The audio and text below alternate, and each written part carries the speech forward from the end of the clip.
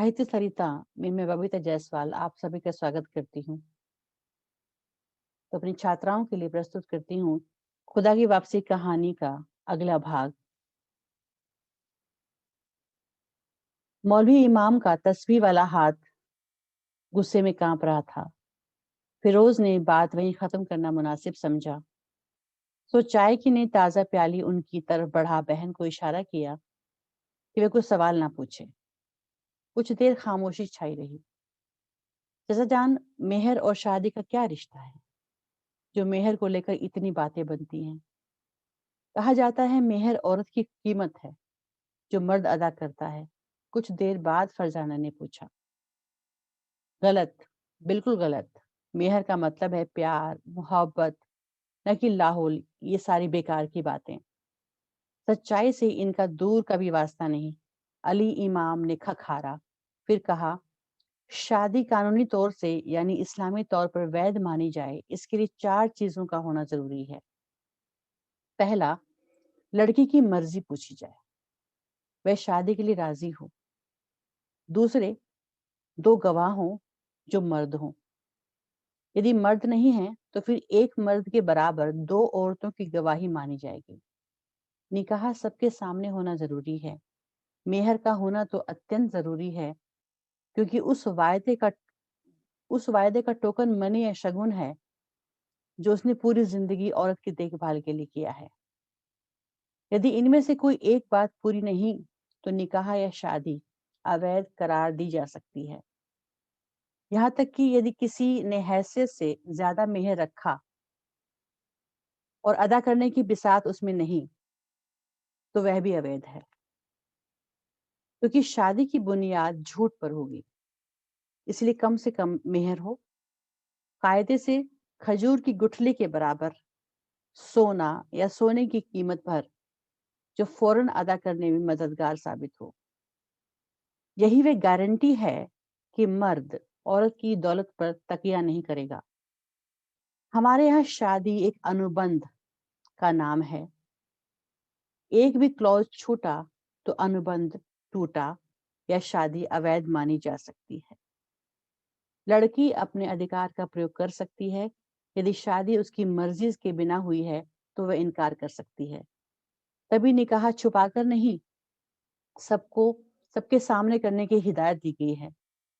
कुछ किताबें भिजवा दूंगा, पढ़ना और समझना। वैसे तुम ये सब क्यों पूछ रही हो? कोई परेशानी या फिर?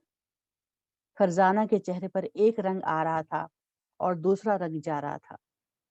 अपमान से उसके कानों की लवें सुर्ख हो गई थी। एक बगावत सिर उठाने लगी थी कि ऐसे झूठे जाहिल शोहर के घर अब लौट कर क्या जाना। यही मायके में रहकर माँ बाप को भी सीख देनी चाहिए कि मुझे आगे पढ़ाने की बजाय मेरी शादी क्यों कर दी। यदि शादी इतनी महत्वपूर्ण थी तो फिर शादी, तलाक, मर्द औरत के संबंध पर धर्म और कानून का ज्ञान क्यों नहीं दिया? क्यों अंधे कुएं में धकेल दिया? इसका मतलब यह हुआ कि मेहर उस ईमानदारी की सिक्योरिटी है जिसको आगे की शादीशुदा जिंदगी में शोहर को अपने बर्ताव और व्यवहार से साबित करना है।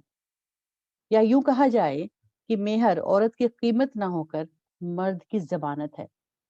फिरोज ने गहरी सोच में डूबते हुए कहा, बिल्कुल सही समझे हो। काश ये बात सबको समझ में आती। अक्सर लोग मेहर को औरत के गुजर बसर या स्त्री धन समझने की गलती करते हैं। सच पूछो तो एक खुशहाल और बराबरी से जी जाने वाली जिंदगी का वायदा जो मर्द मेहर की शक्ल में पेशगी अदा करता है, हाँ, जब रिश्ते टूटते हैं, तलाक की नौबत पहुंचती है, तो वहां मेहर का कोई रोल नहीं होता, बल्कि गुजारा भत्ता मसला खड़ा होता है। वह बिल्कुल अलग मसला है। मेहर जब नकद सिक्कों में उसी वक्त अदा हो, मेहर तो उसी वक्त अदा होनी चाहिए नकद सिक्कों में, तो फिर अक्सर लोग बुढ़ापे में या मरते वक्त मकान, दुकान, बाग वगैरह मेहर में क्यों देते हैं? इसलिए क्योंकि शादी के बाद बीवी दर बदर की ठोकर ना खाए। इसलिए वे नकद की जगह उसी कीमत की अचल जायदाद के रूप में भुगतान करते हैं। या उन शरीफ मर्दों का اظہار محبت ہے، جن کے دلوں میں بیویوں کے لیے نرم گوشہ ہوتا ہے، اپنی ذمہ داری کا احساس ہوتا ہے۔ یہ کام تو پھر پہلے بھی کیا جا سکتا ہے؟ فیروز نے پوچھا۔ ہاں، مگر تب وہ کمانا شروع کر رہے ہوتے ہیں، وراثت کی زمین ان کے نام تک نہیں ہوتی، پھر اس کے بھی کئی حقدار ہوتے ہیں، بینک میں کچھ جمع پیسہ نہیں ہوتا۔ اگر مہر ان کی حیثیت کے مطابق بندھے تو وہ فوراً ادا کر سکتے ہیں۔ کتنے نکاح میں نے اسی ملک میں پڑھوائے ہیں، ایسے دولت مند گھرانوں کے جن کا یقین حدیث پر تھا، روپیوں کے لین دین پر نہیں۔ اس لیے انہوں نے صرف 1.5 روپے یا 3 روپے یا پھر سونے کی ایک گنی پر مہر بندھوایا، جو فوراً دلہے نے ادا کر دیا۔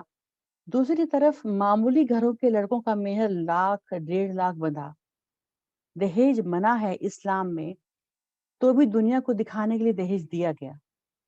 بنیادی باتوں کو بھلا کر دنیاوی باتوں پر دھیان دیا گیا۔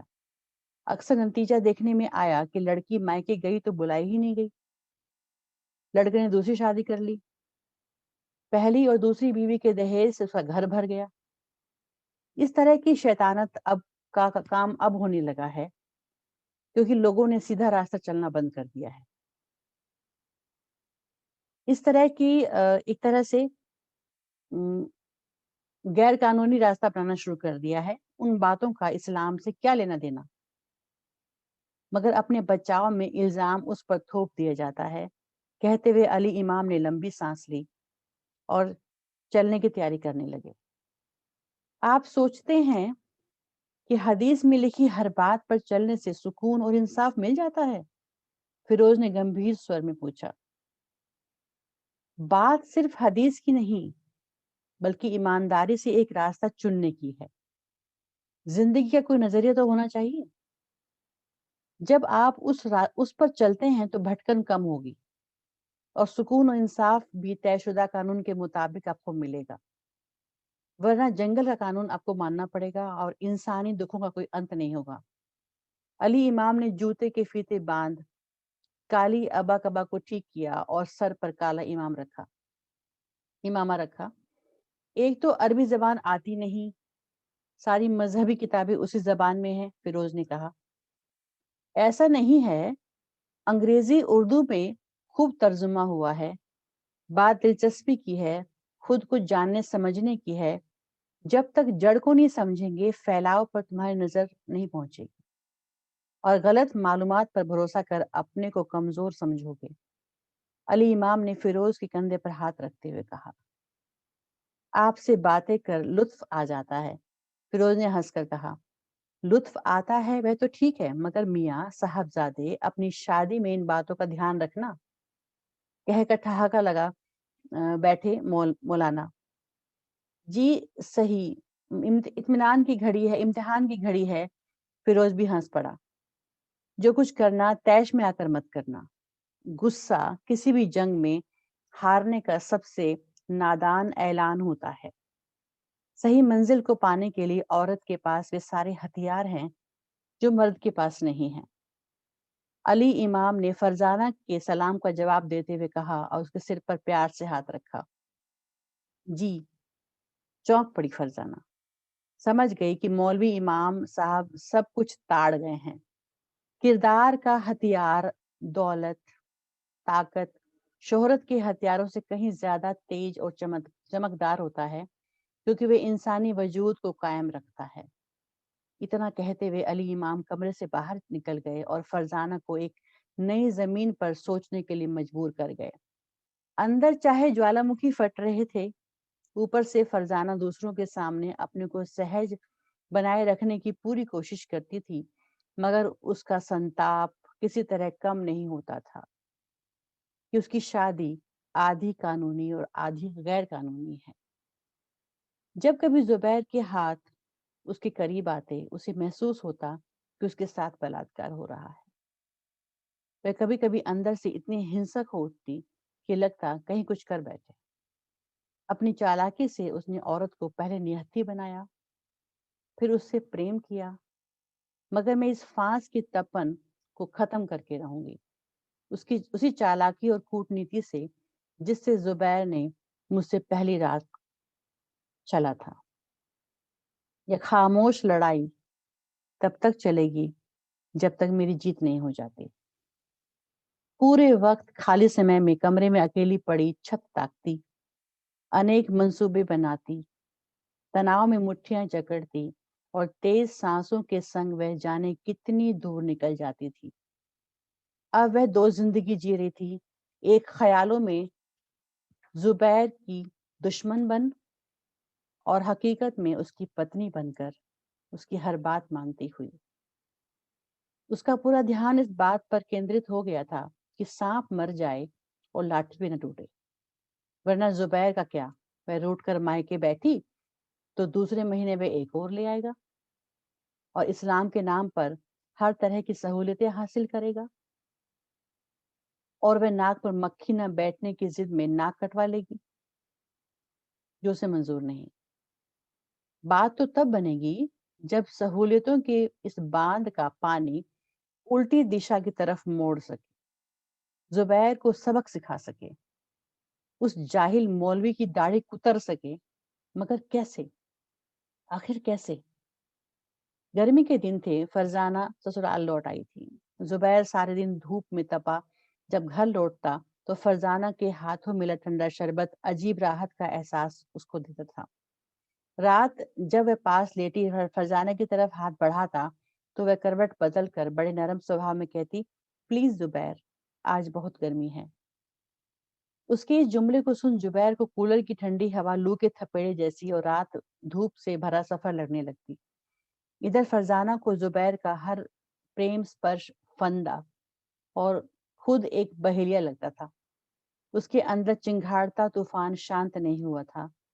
वह जुबैर के मलिन पड़ते चेहरे को ताकती और जबान पर आई कड़वाहट को निगल लेती कि आज बस इतना, वरना मरीज को सारी खुराक एक साथ देना कोई समझदारी नहीं है। एक दिन दोपहर में फरजाना यह देखकर शर्मिंदा हो गई कि फैक्ट्री के आदमी के साथ दो अन्य लोग उसके कमरे में एसी लगाने आ गए हैं। घर में खुशी की लहर दौड़ गई। दोनों देवर उसके कमरे में जमा होकर एसी को लगता देखने लगे। उसे भी कहीं अच्छा लगा कि जुबैर उसके आराम का ध्यान है।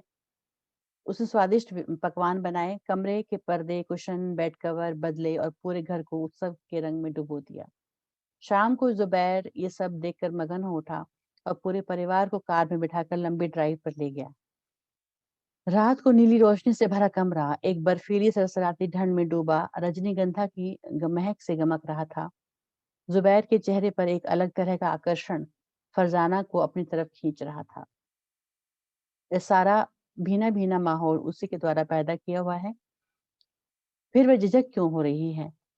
कितना अजीब है सब कुछ।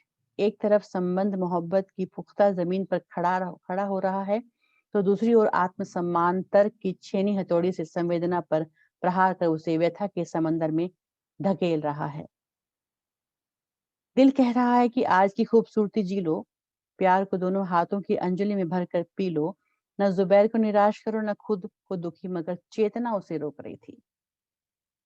भावना में मत बहो, ऐसी हजार हसीन रातें आएंगी, जरा इंतजार करो। आज के सुख के लिए कल का समझौता बहुत महंगा पड़ेगा।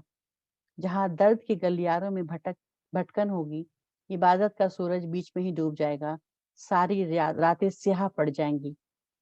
मैं किसकी सुनूं? फरजाना ने तंग आकर अपने बालों में उंगली फंसाई। वह टूट रही थी, वह कमजोर पड़ रही थी। क्या हुआ?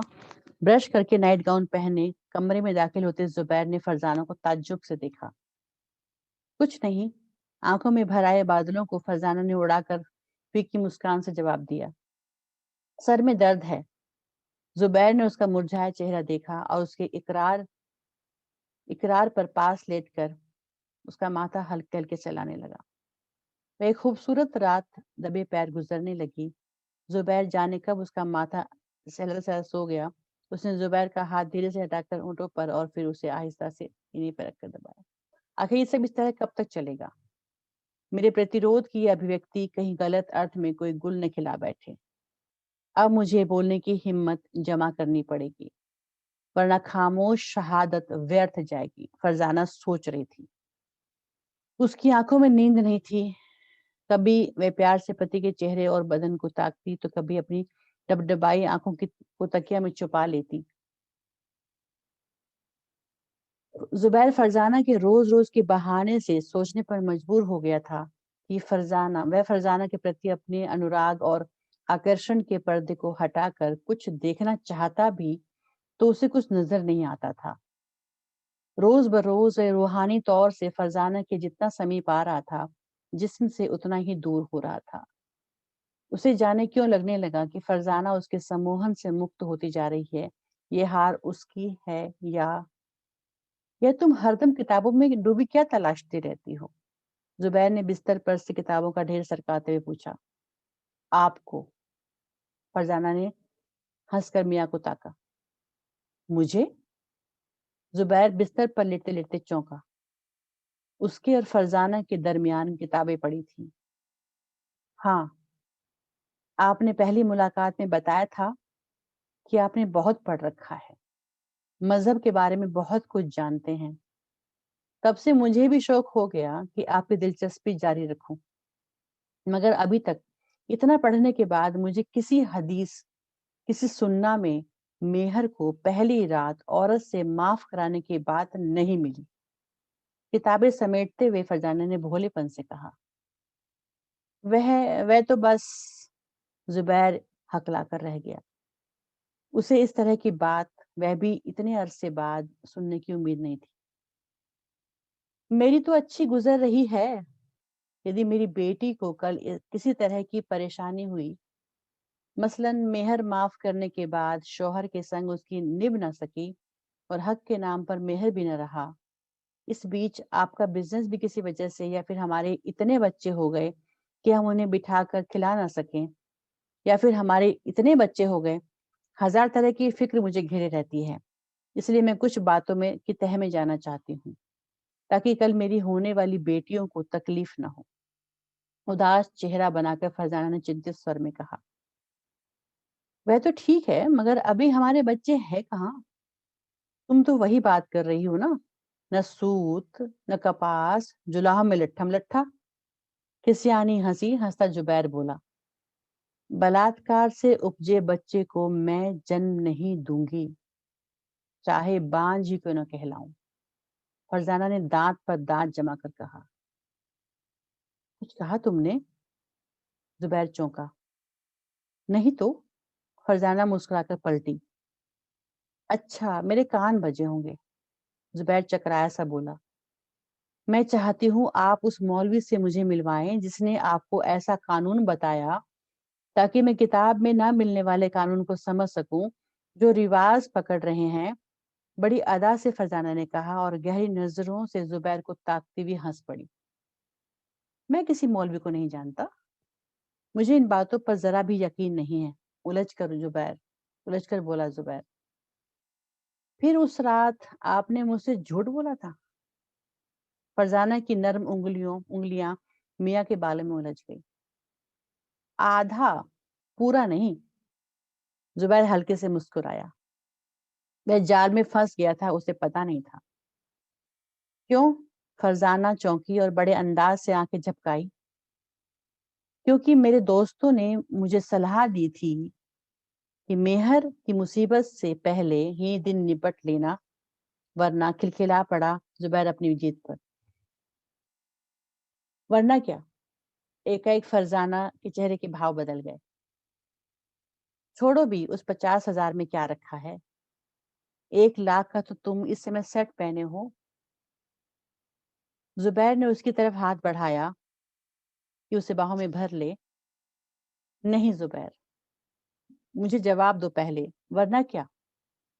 छिटक कर फरजाना दूर हट पलंग के कोने पर जा बैठी। अरे बस यूं ही, पहली रात ही अपनी बात मनवाकर जिंदगी शुरू करने का मतलब था।